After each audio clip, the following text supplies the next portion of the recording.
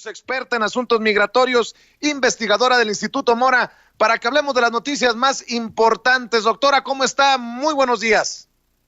Muy bien, Vicente, qué honor empezar el programa conmigo, qué padre, me da mucho gusto, gracias. Oiga, doctora, pues a ver, es que me preocupa lo que usted también señala, que la ultraderecha sí es peligrosa y basta con ver los casos en América Latina para sí, tal vez, tomar de alguna manera jocosa lo de las campañas, las de las casas de campaña, pero no subestimar, desestimar a esta ultraderecha que anda más brava que nunca.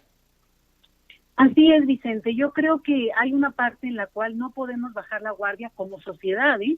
No estoy hablando simplemente, incluso en este caso, de quienes podrían estar a favor o más cercanos a la opción que está hoy en el gobierno, porque realmente la ultraderecha sí es peligrosa y lo estamos viendo en muchos países, especialmente en este caso, en los dos, digamos, extremos, Brasil y Estados Unidos. Y yo creo que aquí está pasando un fenómeno que es importante, y es que no nos estamos escuchando. Oímos y descalificamos unos a los otros, de un lado o del otro, y en el ínterin, estos extremos se están colando, Vicente, y ahí lo que tenemos que empezar a hacer es también a oír los argumentos de los otros, tratar, obviamente, de entenderlos, porque esa lógica se habla a sí misma y se reproduce. Entonces, estas personas que están como digamos, con la idea de que se vaya el presidente, por ejemplo, en el caso mexicano, pues realmente están totalmente fuera de lugar, fuera de la ley, fuera de contexto, fuera de momento. Y eso es muy obvio para cualquiera que lo ve de fuera. Pero si ya te acercas un poquito y te das cuenta que hay algunos que efectivamente lo creen y creen que podrían hacer algo como lo que plantean, pues es absurdo, pero no deja de ser peligroso. Ahora, ponte un líder carismático como este señor Lozano, que bueno, lo carismático es una descripción porque de carisma no lo tiene, pero volvemos a lo mismo, tiene los recursos, tiene los apoyos, y no lo descalifiquemos porque desde mi punto de vista, quiero aclararlo, pero para mí, un loco como el presidente de Brasil, Bolsonaro, era una persona totalmente imposible de llegar al poder, Vicente, porque era un tipo que incluso ensalzaba la violencia que hubo con la dictadura militar en Brasil. Se atrevió a decir públicamente que debían haber torturado más o incluso desaparecido a la que era entonces presidenta Dilma Rousseff. Entonces, lo dijo y todo el mundo se horrorizó, pero lo cayó de loquito porque, bueno, es tan horrible y tan absurdo. Mira, llegó al poder, Vicente. Entonces, a lo que voy es, obviamente hay muchas más fuerzas alrededor que hay que tomar en cuenta. Hay sociedades donde el tema de la religiosidad pega mucho y jala en esta lógica de este tipo de perfiles. Y eso es lo que llama la atención con el señor Lozano. ¿A quién trae? A gente de donde él viene, y sobre todo lo que yo he escuchado es mucha gente que viene del Bajío o ahora está, digamos, sumando a la gente en situación de calle de la Ciudad de México. Entonces, sí creo que es importante el tema, Vicente, y no dejarlo, e insisto, escuchar a los otros, las otras voces, para entender el argumento. Definitivamente, doctora, y argumentos son los que no tiene Ricardo Anaya, desde mi perspectiva, y ya quiere regresar de lleno a la vida pública. Sacó un video muy lamentable para anunciar que viene a ser el Salvador de México, el conocido como Riquín Canallín por la puntada del presidente, del ahora presidente, en aquel debate en las pasadas campañas presidenciales, pues habla de una oposición que está en la lona. No pudo llegar por el momento con México Libre, con Felipe Calderón. Anda en las calles con las casas de campaña. Y ahora Riquín Canallín es reciclado por el PAN, porque si no es Ricardo Anaya, ¿quién? Bueno, pues ahí agárrate, Vicente. Yo creo que a Ricardo Anaya en su momento lo dejaron inflarse entre las divisiones que tuvieron al interior del mismo PAN y bueno, ahí las disputas que tiene el señor Calderón con todos y que se fueron, incluso que se retiraron él y su esposa y quisieron hacer esta empresa llamada México Libre. Entonces, digamos, el golpeteo interno, pero no se nos olvide que en ese momento Javier Corral ya era gobernador de Chihuahua, pero Javier Corral es una pieza importante al interior del PAN y obviamente frente a Ricardo Anaya le dice quítate que te voy. este sí es todoterreno, Vicente. Y entonces lo que a mí me parece es que un personaje como Javier Corral en su momento dejó que creciera Ricardo Anaya, porque contra AMLO ni para qué perder, ¿no? Ni para qué perder de entrada. Pero viene un periodo posterior y ya se empiezan a mover, digo, es parte de lo que hemos visto también en el mismo estado de Chihuahua, las fuerzas cómo se están reacomodando, pero tiene perfiles que hay que observar, porque el PAN sí tiene personajes e incluso, digo, mencioné a uno porque veo yo, bueno, conozco y entiendo la trayectoria que ha tenido un personaje como este, y obviamente el resurgimiento, además al estilo de Ricardo Anaya, que hay, por favor, ya que alguien le explique, que se ve como que un poco ridículo, Vicente, esta cosa como si estuviera casi llorando o diciendo un poema de amor del siglo XIX, pero no es creíble que alguien te venga a decir, ya recorrí el país, ya lo estoy haciendo, y ahora sí estoy sintiendo el dolor de la gente, porque eso nadie te lo tiene que decir, o lo sientes o lo vives, y entonces lo logras transmitir, o simplemente lo mantienes como parte de tu experiencia de vida que te da fuerza y que te permite entender. Pero venirnos a decir eso, pues la verdad es que justamente ahí es donde se nota la mentirota, ¿sí? Eso no se dice. Y entonces ya ves, este estilo también muy gringo de poner ahí la historia, de caminé con la señora y lloré con el niño. O sea, a ver, mi niño, por favor ya ubícate, que los que le están llevando la parte de comunicación entiendan que están hablándole a un país que está hablando con otros códigos y en un discurso que obviamente está recuperando también otros lenguajes que hay que tomar en cuenta, Vicente, que no necesariamente son tan positivos, ¿no? De repente muy descalificadores, como decía yo al inicio. Entonces, sí creo que hay que observar un mapa más amplio. Para mí, Ricardo Anaya simplemente es una reaparición porque pues ya se ha de ver aburrido en su casa. No creo que sea un candidato, digamos, seguramente hay gente que lo quiere, yo ubico gente que seguramente está feliz de que regresó a la vida pública, como dice él, pero digo, ni siquiera anunciarlo, ¿no? Lo que me parece que es interesante es cómo se podrían perfilar otras fuerzas, porque, oye, tampoco, un país de 130 millones de habitantes es como para que tengamos muchas fuerzas, muchas presencias importantes, y no solamente estos perfiles de chavitos que además acabaron por destruir al propio Partido Acción Nacional, que era la oposición durante mucho tiempo. Entonces yo diría, de Ricardo Anaya, pues interesante su reaparición cuando aparecen las carpas, igual de vacíos. Pues, Y por tanto, hay que tomarlo en cuenta, no hay que perderle el ojo, hay que escuchar lo que dice, hay que ver qué mensaje está mandando en esta propuesta que yo hago de también escuchar para no perdernos en nuestro, digamos, ensimismamiento de escucharnos a nosotros mismos, porque eso también es muy peligroso, Vicente.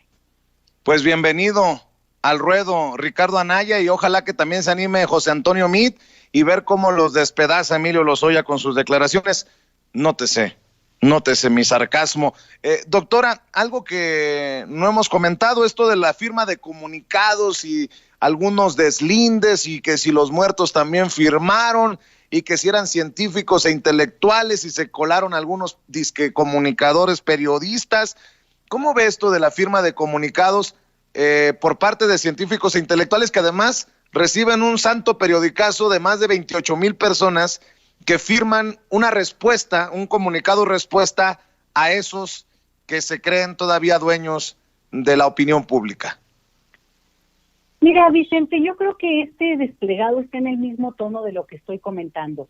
Hay que leerlo y hay que ubicarlo. Para mí, en la pieza, digamos, lo que escriben es realmente muy panfletario.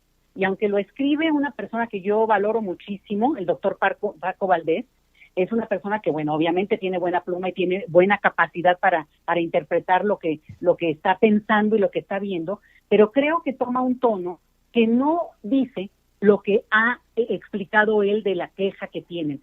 A mí me parece que hay mucha gente muy molesta, sobre todo pues en el sector de la clase media, ¿no? Del estilo del presidente. Y puede tener muchas quejas, y que obviamente hay mucha, digamos, molesta la manera en que de repente descalifica. A mí personalmente, por ejemplo, no me gusta esta cosa de que etiquete o que ponga apodos, ¿no? Pero ahí es a donde voy con la cosa. Para apodos o para etiquetar, pues justamente el problema de este desplegado es que no es un desplegado de esos que podrían ponerse por encima del debate justamente, y que sería algo que podríamos estar esperando, fíjate, por ejemplo, te mencioné en este caso a Paco Valdés, o algunos de los firmantes, que es gente súper respetable, Vicente, pero ¿qué pasa? Que se suman a una bandera de gente muy quemada, porque los que empezaron con el etiquetado y con los apodos son justamente gente como el señor Krause y como el señor Aguilar Camín. Y te lo digo, ¿cómo te quitas el mote de Mesías Tropical que Krause le puso y escribió un libro a propósito de López Obrador? Bueno, pues obviamente el que se lleva te aguanta, Vicente, y ellos se metieron en esa, digamos, disputa, que obviamente hoy una persona que está luchando políticamente y que eventualmente gana, pues sí, la está jugando y la está jugando fuerte. Pero por eso el problema para mí de ese desplegado es que dice un montón de cosas que son, desde mi punto de vista, totalmente ligeras y fuera de lugar y no se argumentan. Y dentro de este grupo que firma, yo conozco a algunos, no a tantos, porque son bastantes, pero algunos de los que conozco, pues a lo mejor están en contra, como te digo yo, de que López Obrador diga esto, que hable así, o que una vez le sacan de contexto una risa o un comentario, y ya, se quiere catalogar eso como lo que está expresando el presidente, y me parece que es un error. El problema es que entonces hacen este llamado, se hacen cómplices, y lo digo tal cual, de voces y de plumas que realmente sí han sido golpeadoras, Vicente, que no han dejado ni que arranque el gobierno para estar criticando todo. Entonces, pueden, yo creería que en una actitud democrática correspondería una cierta, digamos, observancia de lo que está ocurriendo, sobre todo porque gran parte de estos firmantes están lejos de ser afectados de absolutamente nada, porque no lo hemos sido, y me incluyo en términos de, por ejemplo, la academia, no lo hemos sido como grupo que al final de cuentas pues tiene una capacidad y el privilegio de poder interpretar lo que estamos viendo y tratar de con eso dar herramientas, y pueden ser muy críticas, pero te digo, darle digamos el apoyo a plumas, a personalidades, a personajes que han sido efectiva y abiertamente golpeadores, a mí eso es lo que no me pareció del desplegado, y te digo, y hay gente muy respetable. Y la otra cosa, Vicente, que esto para mí es lo más grave, quien no haya entendido, e incluyo ahí sí a los abajo firmantes y a esta gente que hace suyo el desplegado, que no haya entendido que los medios de comunicación públicos, los que llegan todos los días cuando prendes la televisión, y en este país y en todo el mundo hay una penetración enorme de la televisión y son voces muy escuchadas aunque no nos guste, quien no entienda el poder que tiene esos medios es que no ha entendido lo que se llama poderes fácticos, que quiere decir que realmente están tras del poder y le disputan el poder a un presidente aunque lo sea. Sí, y me refiero a los poderes financieros, a los poderes empresariales más pesados, a los poderes transnacionales y a los medios de comunicación, Vicente. Entonces, creer que es inocente que un señor que sale todas las semanas diciendo que está mal todo, pero además en tonos muy fuertes, muy grotescos, hablan del presidente, y yo te diría, y con esto cierro, Vicente, algo que me parece muy importante. Nunca en la vida, o por lo menos yo en mi larga vida, había escuchado a personajes públicos de nuestro país hablarle de manera tan igual al presidente.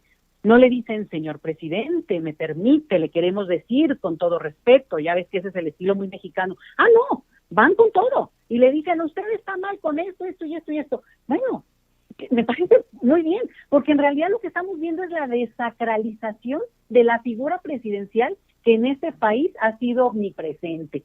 Lejos de hablar de una personalidad tan fuerte como lo es López Obrador, efectivamente, pero como no él como persona, sino como la figura presidencial, lo que vemos es que la gente le habla muy al de tú y muy directito y muy igualadito, y eso creo que es un cambio interesante, Vicente. Entonces, esa es mi disputa con este desplegado, y entiendo que hay un desplegado de respuesta, pues como para no dejar pasar la nota, pero no me gusta que se quiera descalificar algo que también tiene que ser escuchado, Vicente, porque creo que con eso podríamos empezar a construir algo que nos permite entender también por qué hay agravios grupos, pues que pueden estar molestos con el estilo, pero de que han sido afectados, déjame que te diga que para nada, si me permite, antes de que se vaya, doctora, ¿no hacen el ridículo esos que siguen apostando al discurso de AMLO comunista? El propio Gilberto Lozano, el líder de la secta Frena, dice que Claudia Sheinbaum, la señora soviética, no se ha enterado que la Unión Soviética desapareció desde hace mucho tiempo, habla de que estas cosas solamente pasan en Venezuela. Sarmiento escribía que básicamente Andrés Manuel López Obrador va camino a Fidel Castro y la Cuba revolucionaria. ¿No hacen el ridículo estos personajes y nos demuestran la gran ignorancia y también que los seguidores que traen y los lectores que traen son de ese mismo corte?